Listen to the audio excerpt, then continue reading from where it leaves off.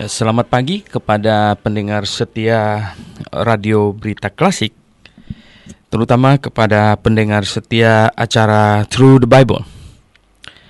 Puji syukur kepada Tuhan, hari ini kita bisa bangun dan kita bisa melaksanakan aktivitas kita sehari-hari, terutama kita dahului hari ini dengan mempelajari firman Tuhan.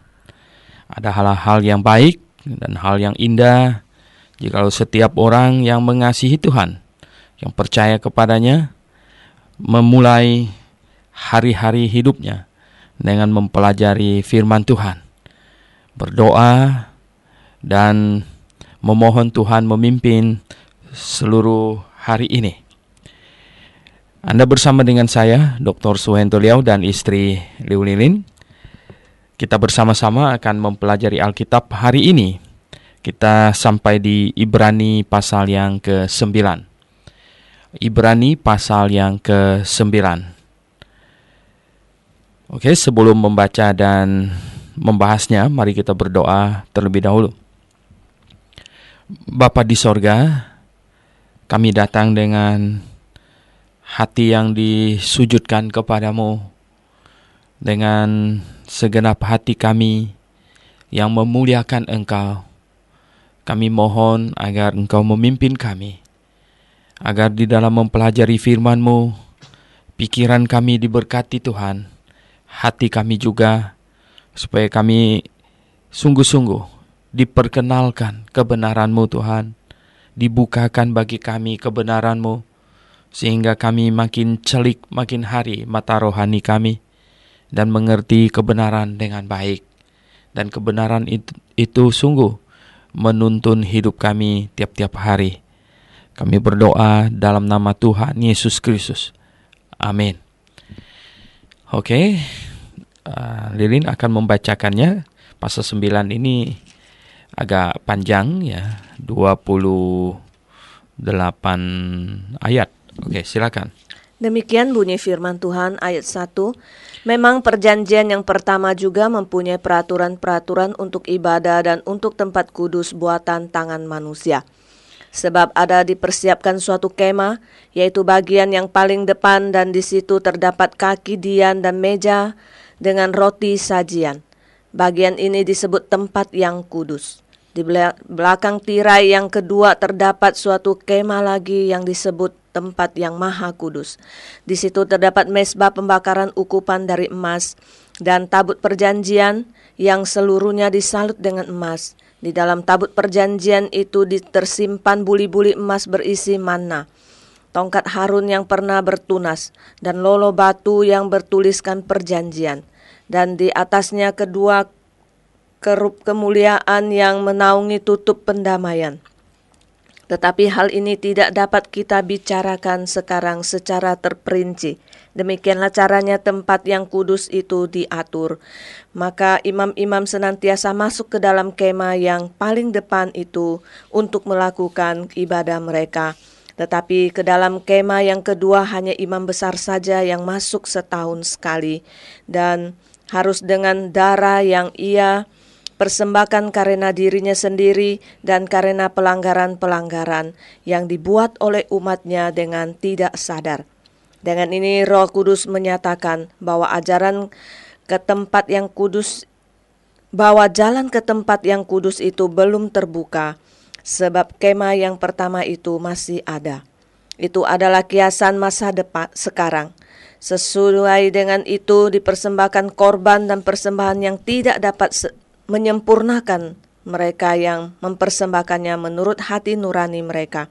Karena semuanya itu di samping makanan, minuman, dan berbagai macam persembahan hanyalah peraturan-peraturan untuk hidup insani yang hanya berlaku sampai tibanya waktu pembaruan. Tetapi Kristus telah datang sebagai imam besar untuk hal-hal yang baik yang akan datang. Ia telah melintasi kemah yang lebih besar dan yang lebih sempurna, yang bukan dibuat oleh tangan manusia, artinya yang tidak termasuk ciptaan ini.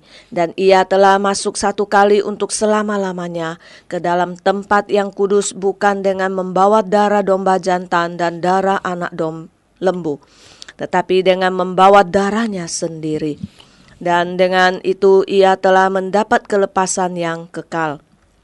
Sebab jika darah domba jantan dan darah lembu jantan dan percikan abu lembu muda menguduskan mereka yang najis, sehingga mereka disucikan secara lahiriah, betapa lebihnya darah Kristus yang oleh Roh yang kekal telah mempersembahkan dirinya sendiri kepada Allah sebagai persembahan yang tak bercacat, akan menyucikan hati nurani kita dari perbuatan-perbuatan yang sia-sia, supaya kita dapat beribadah kepada Allah yang hidup.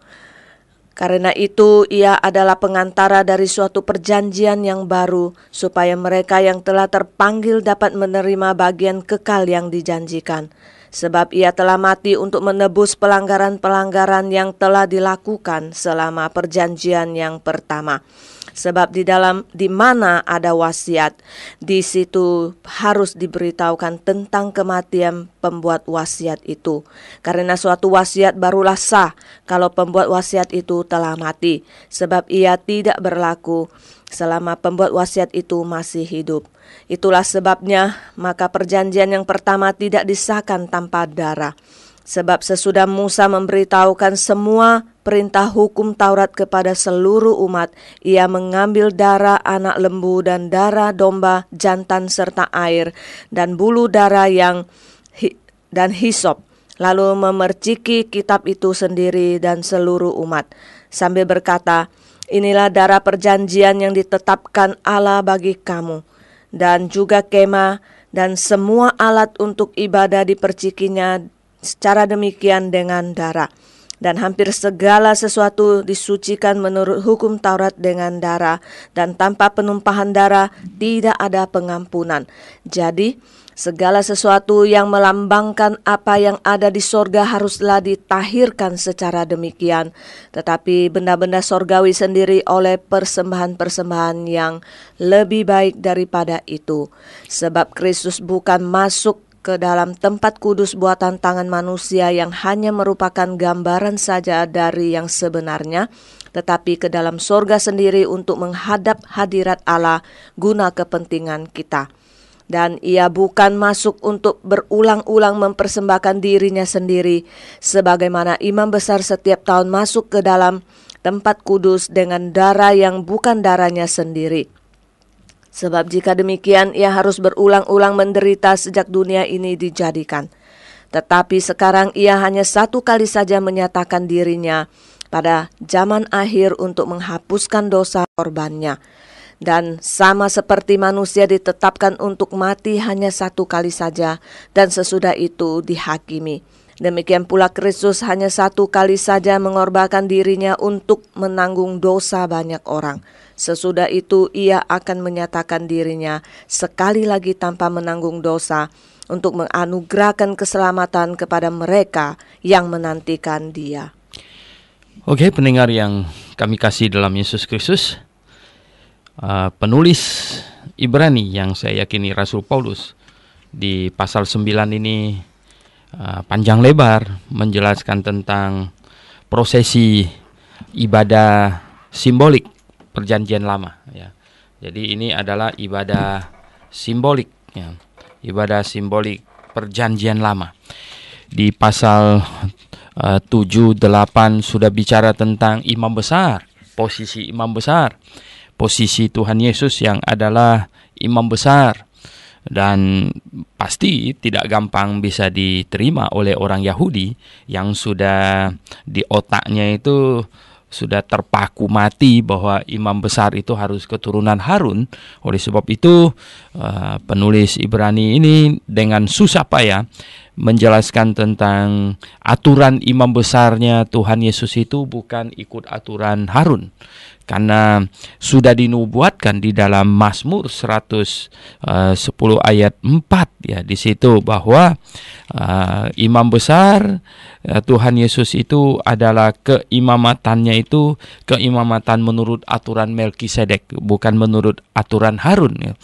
Karena Tuhan Yesus memang bukan keturunan Harun, tetapi dia adalah keturunan dari suku Yehuda. dan sudah dinubuatkan akan muncul ya keimamatan yang diangkat dengan sumpah, ya, diangkat dengan sumpah, yaitu keimamatan yang tidak berdasarkan keturunan Harun, ya, tetapi berdasarkan sumpah yang diucapkan oleh Allah. Nah, itulah keimamatan Sang Mesias, ya, keimamatan Yesus Kristus. Dia adalah imam besar yang duduk di sebelah kanan Allah Bapa. Dia yang menjadi pengantara antara manusia dengan Allah Bapa. Nah, setiap orang yang percaya kepadanya, kita menjadi pengantara antara orang yang tidak mengenal Allah dengan Allah sendiri, Yesus Kristus atau Sang Juru Selamat. Jadi setiap orang percaya adalah imam, ya. Imam atas dirinya sendiri, ya, artinya sebenarnya dia imam atas orang-orang yang tidak percaya, ya. Jadi tidak ada di dalam kumpulan orang percaya, tidak ada imam atas orang percaya yang lain, begitu. Jadi tidak ada keimamatan itu. Itulah sebabnya, ya, itulah sebabnya kita tahu sekarang tidak ada lagi praktek keimamatan di dalam jemaat. Nah, pendengar yang saya kasih dalam Yesus Kristus, kemarin saya sudah menyinggung mengenai ini sistem teologi yang covenant teologi dan dispensationalism. Memang, ya, tanpa memakai dispensationalism untuk menghadapi atau untuk mendekati Alkitab ini, kita tidak mungkin bisa sampai kepada kebenaran. Mengapa? Karena kalau tidak dapat membedakan antara ibadah simbolik perjanjian lama dengan ibadah hakikat perjanjian baru, kita akan dikacaukan oleh banyak hal, ya. Oleh sebab itu covenant theology, ya, tidak bisa menjelaskan kebenaran dengan baik karena dia tidak membedakan antara satu zaman dengan zaman yang lain yang pada prinsipnya itu berbeda. Misalnya, ya, perjanjian lama dengan perjanjian baru jelas-jelas berbeda, gitu. Nah, di sini di pasal 9 kita lihat penulisnya memulai, katanya, memang perjanjian yang pertama juga mempunyai peraturan-peraturan untuk ibadah dan untuk tempat kudus buatan tangan manusia. Ya, perjanjian pertama, yaitu perjanjian lama yang ada kita sekarang ini di tangan kita itu.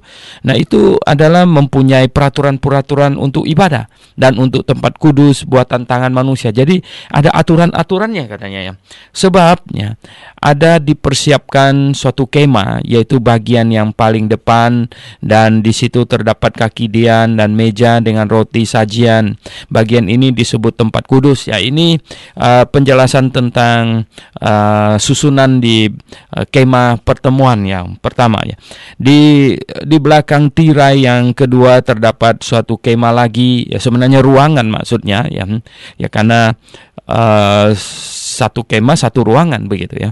Kemah lagi yang disebut tempat yang maha kudus, ya. Di situ terdapat mezbah, ya, pembakaran ukupan dari emas. Nah, ada banyak diskusi di sekitar kemah pembakaran ukupan ini, apakah posisinya di dalam ruang maha kudus atau di luar. Dan kelihatannya ada banyak bagian Alkitab yang lain menuliskan bahwa itu di depan ruang maha kudus posisinya. Tetapi mungkin maksud penulis di sini itu adalah prosesinya termasuk bagian dari yang maha kudus, gitu. Dan, ya, tabut perjanjian, ya, di dalam ruang maha kudus ada tabut perjanjian, ya, yang seluruhnya disalut dengan emas, ya. Di dalam tabut perjanjian itu tersimpan buli-buli emas, artinya seperti mungkin satu tempat, gitu, ya, buli-buli emas berisi manah yang dulu pernah dimakan oleh orang Israel selama 40 tahun dari Mesir ke Kanaan. Itu mana disimpan satu gomer, ya, di dalam buli-buli itu. Dan kemudian di dalam tabut itu juga terdapat tongkat Harun yang pernah bertunas, ya, ketika ditantang oleh orang-orang, ya, tentang siapakah yang berhak menjadi imam.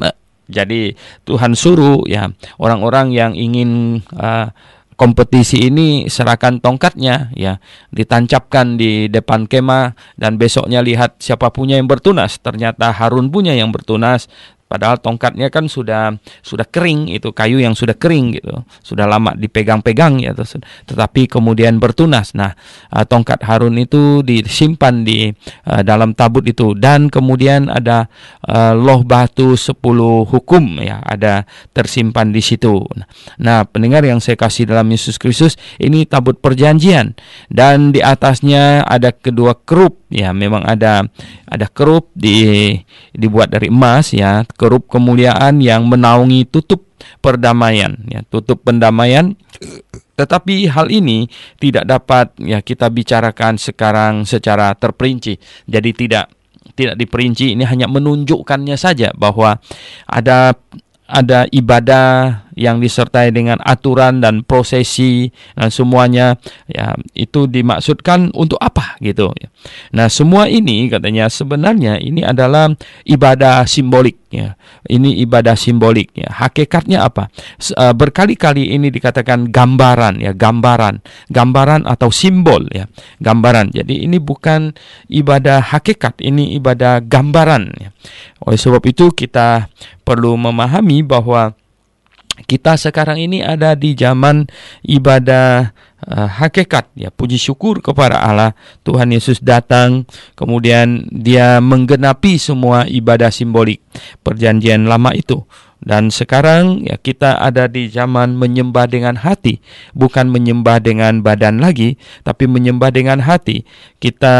Itulah sebabnya kita tidak berkiblat kemana, mesti badan dinonggingin segala macam, tidak. Karena kita tidak menyembah dengan badan, kita menyembah dengan hati. Ini perlu difahami amat sangat. Itulah sebabnya kita tidak perlu juga kiblatnya mesti arah ke sana kemari gitu, tidak ya.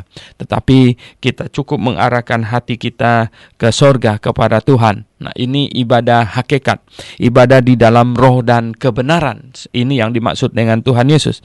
Di ayat 6 ada dikatakan di sini, demikianlah caranya tempat yang kudus itu diatur ya. Maka imam-imam senantiasa masuk ke dalam kemah yang paling depan itu untuk melakukan ibadah mereka. Jadi ada aturannya ya, bagi siapa yang bertugas dan lain sebagainya masuk untuk membakar ukupan dan lain sebagainya. Tetapi ke dalam kemah yang kedua hanya imam besar saja yang masuk sekali setahun katanya. Jadi ini imam besar yang masuk ke kemah ini. Ke kemah yang kedua hanya imam besar saja yang masuk sekali setahun, dan harus dengan darah yang dipersembahkan karena dirinya sendiri. Nah, jadi imam besar masuk ke tempat yang maha kudus ini sebagai sebuah simbolik masuk menghadap Allah ya, simbolik masuk menghadap Allah. Jadi tabut perjanjian itu adalah lambang kehadiran Allah di ruang maha kudus itu. Jadi imam besar masuk membawa darah ya, korban darah untuk dirinya sendiri, karena dia adalah manusia berdosa. Jadi dia harus didamaikan dulu dengan darah. Nah, mengapakah didamaikan dengan darah? Nah, pendengar yang saya kasih dalam Yesus Kristus, karena ini adalah sebenarnya sebuah konsep yang Allah ingin tanamkan, bahwa dosa tidak dapat diselesaikan dengan amal ibadah, dosa tidak dapat diselesaikan dengan sogokan duit ya, dengan berbagai persembahan, tidak. Tapi ya, dosa diselesaikan dengan persembahan darah. Nah, persembahan darah itu apa? Yaitu penghukuman, dan hukuman yang bagaimana? Hukuman mati. Nah, pencurahan darah itu artinya mati ya. Jadi persembahan darah itu artinya persembahan kematian ya. Jadi penghukuman ya, ada sesuatu yang dimatikan dan mencurahkan darah. Jadi pendengar yang saya kasih dalam Yesus Kristus, sejak manusia jatuh ke dalam dosa, manusia tidak mungkin bisa masuk surga. Mengapa? Karena surga tempat yang maha kudus, Allah adalah pribadi yang maha kudus. Manusia berdosa, biar dosanya sekecil apapun, tidak mungkin bisa masuk surga ya. Tidak mungkin. Dan dosa harus diselesaikan ya. Dosa harus diselesaikan, baru manusia bisa mungkin masuk surga. Dosa harus diselesaikan ya. Jadi nah, bagaimanakah cara dosa diselesaikan? Di dalam Alkitab dengan tegas sekali ya. Tegas sekali bahwa dosa hanya dapat diselesaikan dengan penghukuman saja. Jadi dosa itu dijatuhi hukuman baru selesai. Nah, itulah sebabnya Allah segera janji akan kirim juru selamat yang nanti akan mencurahkan darah, artinya akan mati, dihukumkan menanggung dosa manusia. Sebelum sang juru selamatnya datang dihukum mati menanggung dosa manusia, maka ya di dalam ibadah simbolik yang menggambarkannya itu, jadi imam besar membunuh seekor binatang, ya, binatang yang sebagai lambang, sebagai gambar domba. Yang domba itu adalah yang umum gitu. Kalau untuk dosa seluruh bangsa yang besar yaitu pakai lembu, ya. Kemudian kalau ada orang yang miskin tidak mampu beli domba, ya dia boleh memakai burung tekukur atau burung merpati. Nah, ini Tuhan menyediakan berbagai cara. Itu semuanya lambang. Nah, binatang itu disembeli, artinya dibunuh, itu sama dengan menggambarkan bahwa dosa tidak dapat diselesaikan dengan segala macam usaha manusia. Dosa selesai kalau dosa itu dijatuhi hukuman. Dan hukuman itu akan ditanggung oleh sang juru selamat. Nah, sekarang ini binatang ini disembeli gitu, dipotong, ya. Dan darahnya dibawa oleh imam besar masuk ke tempat yang maha kudus untuk menyelesaikan masalah dosanya. Jadi darah yang dibawa oleh imam besar pertama adalah untuk menyelesaikan dosanya sendiri, ya. Dosa imam besar itu sendiri, kemudian baru dia menyelesaikan dosa dari umat, ya. Jadi itu lambang, itu sebuah prosesi ritual simbolik gitu. Dan yang hakikatnya itu nanti Yesus datang, itu hakikatnya. Jadi pendengar yang saya kasih dalam Yesus Kristus, ini harus dapat difahami dengan sebaik-baiknya, ya. Nah, di sini dikatakan ini dirinya sendiri, katanya mempersembahkan karena dirinya sendiri dan karena pelanggaran-pelanggaran yang dibuat oleh umatnya dengan tidak sadar. Jadi menyucikan dosanya sendiri dan dosa umatnya gitu, ya. Dan dengan ini Roh Kudus menyatakan, ya, bahwa jalan ke tempat yang kudus itu belum terbuka selama kemah yang pertama itu masih ada. Jadi selama masih ada tirai yang menutupi antara tempat yang kudus dan yang maha kudus, maka jalan menghampiri Allah itu belum terbuka sebenarnya, ya. Jalan ke tempat yang maha kudus itu belum terbuka. Nah, selama ini menyatakan bahwa kemah ke tempat yang kudus itu belum terbuka selama kemah pertama itu masih ada. Jadi kalau masih ada ibadah simbolik ini, berarti jalannya masih belum terbuka. Berarti masih pakai simbol gitu. Jadi sang juru selamat belum datang kalau ibadahnya masih berupa simbolik. Kalau sang juru selamat sudah datang, maka sekarang ibadahnya sudah masuk ke ibadah hakikat, bukan ibadah simbolik lagi. Nah, di sini dikatakan itu adalah kiasan untuk masa sekarang, katanya nih ayat 9 ini. Kiasan untuk masa sekarang. Jadi, ya, semua ibadah simbolik di dalam perjanjian lama di kemah pertemuan di Bait Allah kemudian dibuat dengan lebih permanen, yaitu dengan gedung gitu, dengan bahan yang lebih kuat. Yang pertamanya itu dibuat pakai kemah, pakai tenda gitu. Nah, semua itu adalah kiasan untuk masa sekarang ini, ya. Jadi kiasan, ya. Nah, sesuai dengan itu dipersembahkanlah korban dan persembahan yang tidak dapat menyempurnakan mereka yang mempersembahkannya menurut hati nurani mereka. Nah, sebenarnya korban-korban itu tidak menyucikan mereka, itu hanya simbol saja. Mereka harus percaya kepada juru selamat yang dijanjikan. Mereka harus melakukan itu sambil percaya kepada janji Allah akan kirim sang juru selamat. Jadi mereka jangan naif, jangan berpikir bahwa dosa mereka itu diselesaikan oleh darah semangkok itu, ya. Bukan, itu hanyalah ibadah simbolik saja. Jadi pendengar yang saya kasih dalam Yesus Kristus, ini harus dimengerti dengan cakep, ya, dengan baik, ya. Dan di sini dikatakan semua aturan di situ, ya, yang dilaksanakan itu, ya, semuanya itu di samping makanan dan minuman, katanya ada aturan makanan, ya, seperti makanan tidak boleh makan daging binatang yang berkuku belah dan tidak memamah biak, itu binatang pemakan segala macam seperti babi, babi, ya, itu tidak boleh dimakan, ya. Minuman keras dan kalau bagi seorang nasir, ya lebih ketat lagi, ya. Nah, semua itu, ya, dan berbagai macam ini sebenarnya penyucian, ya, bukan persembahan, karena di bahasa aslinya itu adalah baptismois, ya. Jadi berbagai macam, ya, ini pembasuhan, ya, atau pencelupan, ya, hanyalah peraturan-peraturan untuk hidup insani, ya, hidup insani yang, ya, hanya berlaku sampai tibanya waktu pembaruan. Nah, tibanya waktu pembaruan itu apa? Yaitu tibanya Sang Juru Selamat ini. Jadi semua aturan itu, kata Rasul Paulus yang menulis surat Ibrani ini, itu adalah hanya untuk kebutuhan hidup insani saja. Ya betul, ya, sebenarnya aturan ibadah simbolik itu selain urusan sembah menyembah di dalamnya itu adalah simbol hormat kepada Allah. Karena makanannya itu adalah sebenarnya demi untuk hidup insani manusia. Allah memprotek manusia. Ya. Mengapa Allah tidak menyatakan lembu itu najis gitu? Mengapa menyatakan babi itu najis? Itu karena Allah tahu bahwa babi itu memang kotor. Ya, memang kotor. Itu memang perlu diakui bahwa itu binatang yang kotor.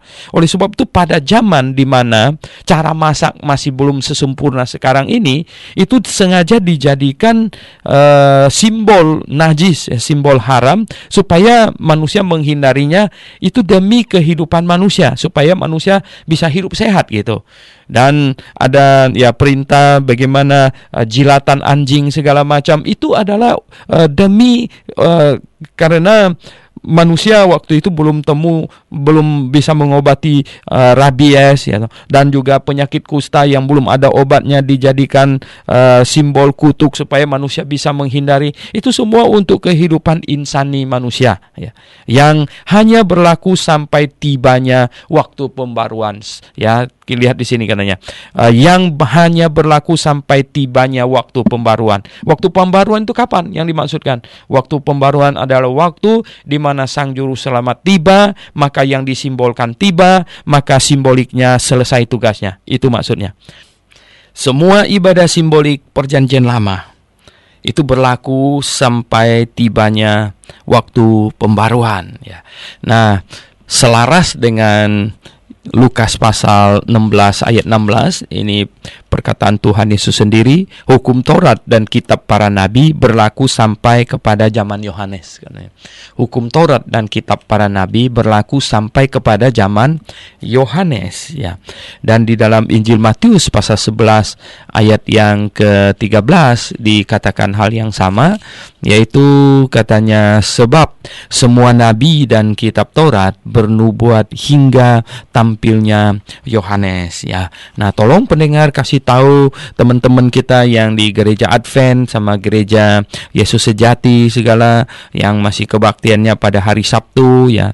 Dan ada, ya, ini tidak boleh makan daging babi, dan bahkan dia tambahin tidak boleh minum kopi, ya. Tolong kasih tahu, ya. Tolong kasih jelas bahwa ini masa ibadah simbolik Perjanjian Lama dengan segala paket aturannya yang menyangkut makanan dan pantang ini pantang itu, semua itu adalah ibadah simbolik yang sudah digenapi, ya, oleh Tuhan Yesus. Pada waktu Tuhan Yesus datang, selesai semua itu. Dan sekarang kita masuk ke dalam zaman ibadah hakikat, ya. Masuk dalam zaman ibadah hakikat. Kita hari ini menyembah Tuhan dengan hati kita, dan sikap hati kita itulah yang penting, ya. Itulah sebabnya Tuhan di dalam khotbahnya yang di bukit itu menekankan masalah hati, ya. Bukan masalah perbuatan yang kelihatan ini lagi, ya, perbuatan manusia, tetapi yang penting itu adalah kesucian hati yang ditekankan sekarang ini. Nah, di ayat 11 dikatakan, tetapi Kristus telah datang sebagai imam besar, ya. Nah, di zaman pembaruan ini yang dia maksudkan, yaitu Kristus datang sebagai imam besar untuk hal-hal yang baik yang akan datang, ya. Ia telah melintasi kemah yang lebih besar dan yang lebih sempurna yang bukan dibuat oleh tangan manusia. Artinya yang tidak termasuk ciptaan ini. Jadi Tuhan Yesus memasuki bukan kemah yang dibuat oleh tangan manusia, tetapi dia memasuki kemah yang sebenarnya yang ada di sorga itu. Sebenarnya kemah pertemuan yang diperintahkan untuk dibuat oleh Musa itu adalah simbolik, itu adalah gambaran keadaan di sorga, di mana Allah duduk di tempat yang maha kudus. Jadi Tuhan Yesus itu sudah masuk ke ruang kudus dan ke ruang yang maha kudus, ya, ke ruang yang maha kudus, bukan yang diciptakan oleh manusia, tetapi yang di sorga. Dan ia telah masuk satu kali untuk selama-lamanya ke dalam tempat yang kudus, bukan dengan membawa darah domba jantan dan darah anak lembu, ya, jadi bukan darah binatang sebagai simbol itu, ya, tetapi dengan membawa darahnya sendiri, karena dia telah mati menanggung dosa manusia. Jadi bukan domba yang menanggung dosa manusia, tetapi dia sang juru selamat yang menanggung dosa manusia. Ini yang kebenaran yang mau diajarkan, disampaikan di sini. Jadi Tuhan Yesus membawa darahnya sendiri ke hadapan Allah Bapa untuk mendamaikan antara manusia berdosa dengan Allah yang Maha Kudus, ya. Jadi Allah yang Maha Kudus menuntut penghukuman atas dosa, dan manusia yang berdosa dihukumkan di dalam diri Sang Mesias ini. Jadi Sang Juru Selamat menyerahkan diri untuk dihukumkan, dan dia membawa darahnya untuk menyatakan kepada Allah Bapa bahwa dosa sudah dijatuhi hukuman. Dosa manusia sudah dijatuhi hukuman, dan dialah yang sudah menanggungnya, dan dia sudah mati, dan inilah darahnya. Dan dengan itu ia telah mendapat, ya, kelepasan yang kekal. Nah, jadi pendengar yang saya kasih dalam Yesus Kristus, itulah sebabnya Tuhan Yesus, dia adalah imam besar yang mendamaikan, ya, antara Allah yang Maha Kudus dengan manusia yang berdosa. Nah, pendengar yang saya kasih dalam Yesus Kristus, jadi pengertian penebusan, ya, pengertian penebusan itu bukan iblis bayar harga seperti orang ini manusia diculik oleh iblis lalu perlu ditebus, lalu Tuhan Yesus bayar iblis supaya manusia dilepaskan. No, tidak ada urusan dengan itu, ya. Jadi iblis memang berdosa dan mereka tidak ada pengampunan, tetapi penebusan yang dimaksudkan itu adalah ketika manusia jatuh ke dalam dosa, maka manusia melanggar kekudusan Allah. Nah, jikalau manusia ingin kembali kepada Allah, ingin masuk surga yang Maha Kudus, maka dosa manusia harus diselesaikan. Sifat Allah yang Maha Kudus itu menuntut, ya, sifat kemahakudusan dan kemahaadilan Allah itu menuntut penghukuman atas dosa.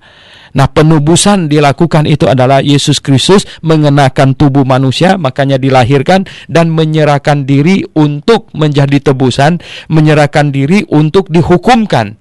Untuk dihukumkan memuaskan kesucian dan keadilan Allah Bapa, ya, yang menuntut penghukuman atas dosa. Jadi Tuhan Yesus memenuhi tuntutan itu, sehingga, nah, terciptalah jalan bagi manusia berdosa untuk menghampiri Allah di dalam Yesus Kristus, ya. Jadi dalam Yesus Kristus kita diselamatkan. Di dalam Yesus Kristus kita kudus di hadapan Allah Bapa. Nah, ayat 13, ya.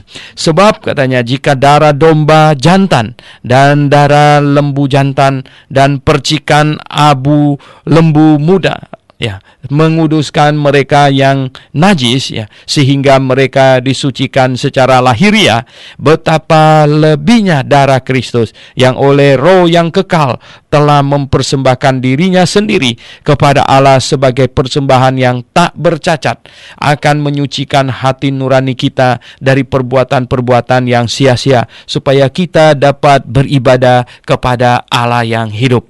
Jadi, ya, di dalam ibadah simbolik itu, ya, di dalam ibadah simbolik itu darah domba jantan dan darah lembu jantan itu dipercikan, ya, abu, ya, dan percikan abu ini abu lembu muda, yang artinya bukti itu sudah mati, ya, sudah terbakar, darah sudah dikucurkan, itu dipercikan untuk menyucikan secara lahiriah atau secara simbolik gitu, ya. Betapa lebihnya darah Kristus memang lembu jantan, domba jantan harus dipilih yang tak bercacat. Itu adalah simbol bahwa tak berdosa. Betapa lebihnya darah Kristus yang oleh Roh yang kekal telah mempersembahkan dirinya sendiri kepada Allah sebagai persembahan yang tak bercacat, ya. Karena dia tidak berdosa, dia kudus, tak berdosa, jadi tak bercacat, akan menyucikan hati nurani kita dari perbuatan-perbuatan yang sia-sia. Ya, jadi menyucikan kita yang percaya kepadanya, dosa kita dihitung, ditanggung olehnya di atas kayu salib. Jadi pendengar yang saya kasih dalam Yesus Kristus, Tuhan Yesus datang dihukumkan bagi dosa seisi dunia. Dari dosa Adam dan Hawa sampai dosa manusia yang terakhir. Itu selesai, ditanggung oleh Tuhan Yesus. Itulah sebabnya doktrin keselamatan yang benar, yang Alkitabiah, percaya bahwa jikalau bayi meninggal sebelum mencapai umur akil balik, dia pasti masuk surga. Dan mereka yang lahir dengan cacat otak, ya, mental, dan lahir Down syndrome atau apa, itu mereka pasti masuk surga. Autis, ya, yang autis dan lain sebagainya, mereka pasti masuk surga. Nah, mengapa? Karena dosa manusia sudah ditanggung oleh Tuhan Yesus, di atas kayu salib. Jadi dosa yang disebabkan oleh Adam dan Hawa itu selesai oleh Yesus Kristus. Nah, itu yang dikatakan di Roma pasal 5 ayat 18. Tetapi kita tidak meninggal saat bayi, kita tumbuh jadi besar, kita berbuat dosa. Nah, kita menjadi orang berdosa bukan lagi karena Adam dan Hawa. Perlu difahami, bukan karena Adam dan Hawa lagi. Nah, sekarang kita menjadi orang berdosa, ya. Orang berdosa karena perbuatan diri kita sendiri. Itulah sebabnya kita perlu mendengar Injil. Yang sudah dewasa berdosa perlu mendengar Injil. Injil perlu diberitakan, ya. Dan, ya, ketika mendengar Injil, kita mengaku diri kita berdosa. Dan kita menyambut keselamatan, menyambut Yesus Kristus. Kita mengaminkan Dia menggantikan kita, dihukumkan di atas kayu salib, dan saya siap menggantikannya hidup. Jadi dengan mengaku, mengaminkan, Yesus menggantikan saya, dihukum di atas kayu salib, dan saya menggantikannya hidup. Nah, dengan demikian kita menjadi kudus di hadapan Allah Bapa. Karena apa? Karena Yesus sudah menggantikan saya, dihukumkan, dan kini saya sedang hidup menggantikan Yesus. Itulah sebabnya Rasul Paulus tulis surat kepada orang-orang di Korintus. Dia berkata kepada orang-orang kudus di Korintus, orang-orang kudus di Efesus. Nah, kalau penyebutan orang kudus di dalam Alkitab itu adalah menunjuk kepada orang yang sudah bertobat percaya kepada Tuhan Yesus. Tetapi ada gereja yang kacau, dan pangkat kudus ini, santo santa, diberikan kepada orang yang sudah mati. Ya, padahal yang sudah mati itu sudah tidak ada urusan lagi dengan kudus dan lain sebagainya. Itu tidak ada lagi. Dan kita lihat, ya, orang kudus adalah orang yang sudah diselamatkan, orang yang sudah bertobat dan percaya Tuhan Yesus. Apakah Anda orang kudus, pendengar sekalian? Harap demikian, ya. Harap demikian Anda orang kudus, ya. Karena kalau bukan orang kudus, Anda belum dapatkan kepastian masuk surga. Nah, pendengar yang saya kasih dalam Tuhan. Kemudian di sini di ayat yang ke-15, ya, karena itu, ya, ia adalah pengantara dari suatu perjanjian yang baru. Jadi Tuhan Yesus adalah pengantara dari antara perjanjian lama dan perjanjian baru, ya. Yang perjanjian lama masuk surga melalui ini, ya, percaya kepada juru selamat yang akan datang, dan ekspresi kepercayaan mereka kepada janji yang akan datang itu adalah ibadah simbolik yang mereka kerjakan. Kita diselamatkan, kita yang hari ini diselamatkan melalui percaya kepada juru selamat yang sudah datang, Nah, jadi beda kita dengan mereka yang di perjanjian lama adalah mereka percaya kepada juru selamat yang akan datang. Kita percaya kepada juru selamat yang sudah datang. Jadi Yesus Kristus adalah pengantara suatu perjanjian baru, ya, supaya mereka yang telah terpanggil dapat menerima bagian kekal yang dijanjikan, ya. Oke, kita supaya dapat menerima janji yang dijanjikan. Mereka yang terpanggil seperti Abraham segala macam, ya. Tanpa Yesus Kristus mereka tidak masuk surga juga.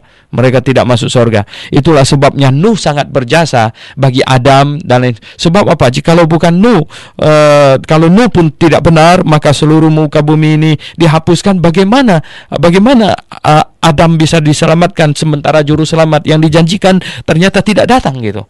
Nah, pendengar yang saya kasih dalam Tuhan Yesus, itulah sebabnya yang mereka di perjanjian lama juga menantikan janji juru selamat itu. Sebab ia telah mati untuk menebus pelanggaran-pelanggaran yang telah dilakukan selama perjanjian yang pertama. Ya, jadi dia mati untuk menebus mereka yang hidup di perjanjian lama juga, ya. Sebab di mana ada wasiat, ya di situ harus diberitahukan tentang kematian pembuat wasiat itu. Jadi mereka dapatkan wasiat itu adalah bahwa pembuat wasiat itu ya telah mati bagi mereka, karena suatu wasiat barulah sah kalau pembuat wasiat itu telah mati, sebab ia tidak berlaku selama pembuat wasiat itu masih hidup. Jadi ini sangat dalam sekali penulisnya ingin gambarkan bahwa Allah yang melalui Yesus Kristus membuat janji akan kirim juru selamat akan mati bagi mereka. Kalau ini tidak terjadi, wasiatnya tidak terjadi, ya. Nah, itulah sebabnya katanya. Itulah sebabnya maka perjanjian yang pertama tidak disahkan tanpa darah. Jadi dia harus disahkan, ya, dengan darah, ya. Nah, sebabnya sesudah Musa memberitahukan semua perintah hukum Taurat kepada seluruh umat, ia mengambil darah anak lembu dan darah domba jantan serta air dan bulu merah dan hisop, ya, lalu memerciki kitab itu sendiri, ya, dan seluruh umat, yaitu apa? Tanda atau simbol, ya, simbol mereka akan ditebus dengan kematian Yesus Kristus, kematian yang disimbolkan dengan darah. Jadi darah waktu itu tidak boleh dimakan, itu adalah simbol, dipakai sebagai simbol. Nah, sekarang ini zaman perjanjian baru, ya, zaman di mana kita tidak hidup di dalam ibadah simbolik lagi, sehingga tidak ada makanan yang menajiskan kita, tidak ada apapun yang masuk ke dalam mulut kita yang menajiskan kita, baik itu daging babi, bahkan darah, ya. Jadi tidak ada. Jadi sekarang kita tidak perlu lagi bawa darah untuk menyucikan apa ini itu. Jadi tidak ada lagi upacara simbolik segala macam yang model begitu. Oleh sebab itu sekarang sudah, ya, tidak jadi masalah makan darah segala macam. Ya, cuman darah bukan bagian yang baik untuk dimakan karena tidak ada vitamin apa-apa di dalamnya, ya, dia netral, ya, dan bahkan banyak virus di dalamnya. Makanya kalau untuk tahu ada kuman segala macam itu cek darah gitu, ya. Nah, lalu ada yang bertanya, mengapa di dalam Kisah Para Rasul pasal 15 dalam sidang di Yerusalem diputuskan masih tidak boleh makan makanan yang dicemarkan oleh berhala, terus tidak boleh makan binatang yang mati dicekik, dan tidak boleh makan darah. Oke, kita katakan ini adalah progresif pemahaman. Pada waktu itu mereka masih belum faham secara keseluruhan, ya. Itulah sebabnya kemudian di dalam Korintus, ya, Rasul Paulus menjelaskan tentang ini makanan yang dipersembahkan kepada berhala dengan tidak apa-apa makan itu, ya. Dan kemudian mati dicekik, ya. Kalau mati dicekik, ya, kalau zaman sekarang itu gampang, ya. Itu apakah sudah busuk atau masih segar, ya, dan lain sebagainya. Nah, jadi intinya tidak ada makanan lagi yang menyebabkan manusia tidak kudus, jadi najis. Jadi tidak ada lagi. Mengapa? Karena perhitungannya itu bukan lagi kekudusan tubuh, kekudusan jasmani. Bukan itu lagi yang diperhatikan. Tapi yang diperhatikan itu adalah kekudusan hati. Nah, itulah sebabnya tidak ada lagi aturan mengenai makanan ini tidak boleh makan, itu tidak boleh makan karena najis, ya, karena kotor gitu, ya. Bukan, ya, tidak ada lagi itu. Kita di dalam 1 Korintus pasal 6 ayat 12 hanya dikatakan segala sesuatu halal bagiku, tetapi tidak semuanya berguna. Jadi makanlah yang berguna gitu. Makanlah yang berguna. Boleh makan batu. Ya, kalau mau makanlah, cuman bagaimana keluarnya nanti, you know. Nah, pendengar yang saya kasih dalam Tuhan, juga katanya di situ ada segala sesuatu halal bagiku, tetapi aku tidak membiarkan diriku diperhambakan oleh suatu apapun, katanya. Jadi jangan makan sesuatu yang bisa memperhamba kita. memperhamba kita. Apa itu ya makanan yang bisa memperhamba kita? Yaitu yang setelah kita makan, kita nggak makan lagi dia, kita mengerang-ngerang gitu. Nah, itulah makanya segala jenis bentuk yaitu narkotika ya. Jadi yang bisa menyebabkan orang ketagihan. Nah, di dalamnya termasuk rokok sebenarnya. Itu DPR segala macam yang membuat hukum itu ya. Mereka itu imbalance, tidak balance ya ketika mereka melarang sabu-sabu gitu ya, melarang morfin, tetapi tidak melarang rokok ya, mungkin karena mereka sendiri perokok gitu ya. Jadi pendengar sekalian ya, karena itu adalah bentuk sesuatu yang memperhamba kita ya. Kalau tidak mengisapnya sehari saja ya, waduh bisa mengerang-ngerang ya, bisa susah itu. Nah, itu yang tidak boleh dimakan ya, tidak boleh dihisap itu, karena itu menjerat kita. Jadi pendengar yang saya kasih dalam Yesus Kristus, banyak orang tanya, mana di dalam Alkitab ada ayat bilang tidak boleh merokok? Ya, nggak ada yang tulis rokok begitu, tapi tolong baca di 1 Korintus 6 ayat 12, di situ segala sesuatu halal bagiku, tetapi bukan semuanya berguna. Ya, jadi makanlah yang berguna maksudnya. Terus kalimat berikutnya, segala sesuatu halal bagiku, tetapi aku tidak membiarkan diriku diperhamba oleh suatu apapun. Jadi janganlah makan sesuatu yang bisa memperhamba kita. Wah, nasi memperhamba kita enggak? Enggak sih ya. Waktu saya di Amerika ya susah cari nasi, yang makan roti juga gitu ya. Enggak jadi soal gitu ya. Nah, kita bisa menggantikannya dengan ubi, dengan jagung ya. Ya oke, tidak jadi masalah. Mungkin perut kita agak sedikit perlu penyesuaian diri, tetapi tidak memperhamba kita. Kita memerlukannya untuk hidup ya. Jadi bukan memperhamba kita. Nah, pendengar yang saya kasih dalam Yesus Kristus, kemudian katanya, dan hampir jadi semua itu katanya ini ya, memerciki semua itu ya, itu untuk menguduskan, dan hampir segala sesuatu disucikan menurut hukum Taurat dengan darah. Mengapa menyucikannya dengan darah? Ya, karena itu ya, untuk menunjukkan bahwa ini janji ya, segala sesuatunya dikuduskan melalui kematian Sang Juru Selamat. Jadi kematian Sang Juru Selamat, kematian yang ditandai dengan darah ya, yang melambangkan kematian Juru Selamat, itu menyucikan segala sesuatu menurut hukum Taurat. Dan tanpa penumpahan darah tidak ada pengampunan. Nah, betul ya. Tanpa penumpahan darah tidak ada pengampunan.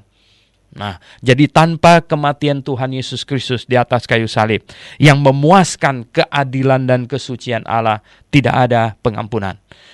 Nah, oleh sebab itulah kita perlu datang kepada Tuhan dengan penyesalan dan ya, pertobatan. Tanpa pertobatan juga tidak ada pengampunan. Ya, karena apa? Karena Tuhan sudah menanggung dosa kita. Dia sudah menumpahkan darah. Kalau kita datang dengan sikap hati yang tidak bertobat, itu namanya ngenyek gitu ya. Itu namanya ngenyek Tuhan gitu. Jadi siapapun yang datang kepada Tuhan Yesus tidak datang dengan mengaku diri orang berdosa dan menyesali dosanya, berarti dia datang ngenyek Tuhan Yesus gitu. Datang mau minta berkat tetapi tidak mau mengaku diri orang berdosa. Datang mau minta berkat ya, tetapi tidak mau menerima Injil ya, Injil yang diberitakan. Nah, itu namanya datang ngenyek Tuhan. Jadi mau berkatnya tetapi tidak mau Tuhannya gitu. Nah, pendengar yang saya kasih dalam Yesus Kristus, ayat 23. Di situ dikatakan, jadi segala sesuatu yang melambangkan apa yang ada di sorga haruslah ditahirkan secara demikian ya. Jadi penyucian segala sesuatu yang melambangkan yang di sorga disucikan pakai darah. Nah, ini semua menunjuk kepada kematian Tuhan Yesus. Tetapi benda-benda sorgawi sendiri oleh persembahan-persembahan yang lebih baik daripada itu. Nah, sesungguhnya ada yang persembahan atau penyucian yang lebih baik, sebab Kristus bukan masuk ke dalam tempat kudus buatan tangan manusia yang hanya merupakan gambaran saja. Sekali lagi, itu gambaran, simbolik ya. Dia bukan masuk ke tempat kemah yang dibuat oleh manusia yang sebagai gambaran saja dari yang sebenarnya yang ada di sorga sana, tetapi ia masuk ke dalam sorga sendiri untuk menghadap hadirat Allah guna kepentingan kita. Jadi Kristus masuk menghadap Allah Bapa di tempat Maha Kudusnya untuk kepentingan kita, untuk membenarkan kita, untuk membenarkan setiap orang yang datang kepadanya, mengaku diri orang berdosa dan percaya kepadanya. Dan ia bukan masuk untuk berulang-ulang mempersembahkan dirinya sendiri. Tidak seperti imam besar, mesti tahun depan ulangi lagi ya. Dia tidak demikian. Sebagaimana imam besar katanya setiap tahun masuk ke dalam tempat kudus dengan darah yang bukan darahnya sendiri. Nah, sebab jika demikian, ia harus berulang-ulang menderita sejak dunia ini dijadikan. Kalau begitu, maka dia harus disalibkan terus-menerus gitu. Tetapi sekarang ia hanya satu kali saja menyatakan dirinya pada zaman akhir untuk menghapuskan dosa oleh korbannya. Jadi dia disalibkan sekali saja untuk menghapuskan dosa oleh korbannya. Ya.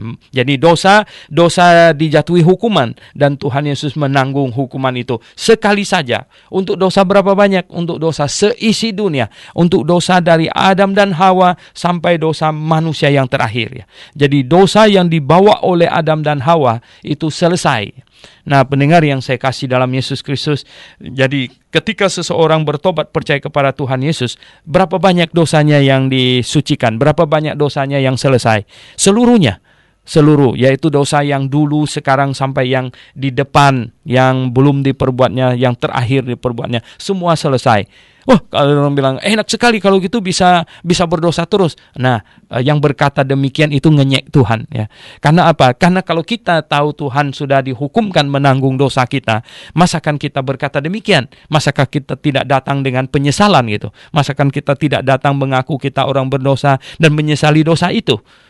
Oleh sebab itulah saya katakan tanpa pengampunan, tanpa pengakuan ya, tanpa pertobatan tidak ada pengampunan, dan tanpa pencurahan darah tidak ada pengampunan. Jadi pendengar yang saya kasih dalam Yesus Kristus, itulah sebabnya ya. Kita datang kepada Tuhan dengan mengaku diri kita orang berdosa. Sekali kita mengaku kita orang berdosa, menyesalinya dan percaya kepada Tuhan Yesus, berarti kita telah menerima Dia menggantikan saya dihukum, saya menggantikannya hidup. Jadi bukan dosa kita bukan ditanggung item per item gitu, bukan. Tetapi ini adalah sebuah pertukaran transaksi. Yesus dihukumkan menggantikan saya hidup menggantikannya. Jadi ketika saya membuat pengakuan ini, maka saya dihitung semua dosa saya selesai karena Yesus sudah menggantikan saya dihukum, kini saya menggantikan Dia hidup. Yesus sudah menggantikan saya ya. Jadi saya punya dosa selesai di hadapan Allah Bapa. Dan katanya, dan sama seperti manusia ditetapkan untuk mati hanya satu kali saja dan sesudah itu ia dihakimi. Jadi manusia pun mati satu kali saja. Yesus Kristus dihukumkan satu kali menggantikan kita, tidak dua kali ya. Demikian pula Kristus hanya satu kali saja mengorbankan dirinya untuk menanggung dosa banyak orang. Sesudah itu ia akan menyatakan dirinya sekali lagi tanpa menanggung dosa untuk menganugerahkan keselamatan kepada mereka yang menantikannya. Jadi kita hari ini yang mendengarkan Injil kabar baik ya, bahwa Sang Juru Selamat sudah tiba, bukan akan tiba lagi seperti yang diimani oleh Abraham yang lain itu akan tiba, tapi kita mendengar itu sudah tiba dan Dia sudah dihukumkan di atas kayu salib menanggung dosa seisi dunia, dan saya mengaminkannya bagi diri saya, dan tiap-tiap orang harus mengaminkan bagi dirinya, yaitu orang yang sudah akil balik, mengaminkan bagi dirinya bahwa Yesus Kristus dihukumkan menggantikan saya, dan saya hidup menggantikannya. Jadi Dia mati menggantikan saya hidup menggantikannya. Nah, ketika saya mengaminkan ini, maka penanggungan Tuhan Yesus atas dosa sehingga Dia mati di sana dihitungkan kepada saya. Ya, dihitungkan kepada saya, dan Yesus sudah menang. Jadi, sekarang saya hidup ya menggantikannya di dunia ini dalam posisi menantikan keselamatan yang dijanjikan. Ya, sekali lagi, saya belum masuk surga. Ya, saya dijanjikan pasti akan masuk surga dengan catatan ya saya beriman kepadanya. Ya, saya beriman kepadanya. Saya tidak dapat satu ayat pun di dalam Alkitab kalau orang sudah tidak beriman kepada Tuhan Yesus masih bisa masuk surga gitu. Ya, jadi saya pasti diselamatkan. Pasti nggak? Oh ya pasti. Ya loh. Tentu ya syarat saya pasti adalah saya tetap beriman kepadanya. Ya, saya harus tetap setia sampai mati gitu. Saya harus tetap percaya sampai mati. Saya tidak baca ada satu ayat pun bahwa kalau saya sudah tidak setia lagi saya tetap masuk surga gitu. Saya tidak membaca itu. Jadi begini pendengar yang saya kasih dalam Tuhan Yesus, ya keselamatan yang kita peroleh ini adalah keselamatan yang dengan syarat, bukan keselamatan yang tanpa syarat yang diajarkan oleh John Calvin. Jadi keselamatan yang saya peroleh adalah keselamatan dengan syarat. Syaratnya apa? Yaitu bertobat dan percaya kepadanya. Itu ya. Nah, bukan dengan perbuatan, tetapi dengan hati, bertobat dan percaya kepadanya. Dan sampai saya akan diselamatkan nanti, syaratnya apa? Tetap dalam percaya itu. Tetap percaya untuk sampai selama-lamanya. Tetap percaya kepadanya. Ya. Apapun yang terjadi, tetap percaya kepadanya. Nah, inilah ya. Jadi keselamatan kepada mereka yang menantikan dia. Yang menantikan dia tentu tetap percaya kepadanya. Ya, yang menantikannya tentu adalah orang yang tetap setia kepadanya, menantikannya. Nah, pendengar yang saya kasih dalam Yesus Kristus, oke, ya. Kita hari ini selesaikan Ibrani pasal 9. Ya, mari kita berdoa. Bapa di sorga, kami bersyukur karena kasih setiamu. Kami bisa belajar firman-Mu satu hari satu pasal. Dan Tuhan, kiranya Engkau memberkati firman-Mu yang telah kami pelajari, agar kami sungguh-sungguh ya makin dekat kepadamu, memahami firman-Mu, setia sampai mati. Tuhan, jikalau Engkau datang sebelum kami mati, kami akan naik ke angkasa menyongsong Engkau di sana. Itu adalah hari yang bahagia, yang hari yang kami nantikan Tuhan. Kami berdoa dalam nama Tuhan Yesus Kristus. Amin.